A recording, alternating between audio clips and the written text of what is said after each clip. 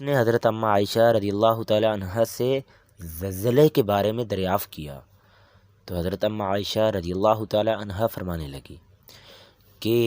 لوگ جب زناکاری کو مباح سمجھنے لگتے ہیں اور شراب پینا دن رات کا مشغلہ بنا لیتے ہیں، ناچ گانے میں مبتلا ہو جاتے ہیں، اس وقت اللہ تعالیٰ کو غیرت آتی ہے تو اس وقت اللہ تعالیٰ زمین کو کہتی ہیں ان پر زلزلہ لا، یعنی ان کو جھنجھوڑ دے، اس پر عبرت حاصل کی اور باز آ گئے تو خیر، ورنہ اللہ تعالیٰ ان پہ زمین کو مسلط کر دیتا ہے۔ اس وقت حضرت انس فرمانے لگے، حضرت انس نے پوچھا کہ یا مومنین کی اماں جان، کیا یہ زلزلہ سزا ہے؟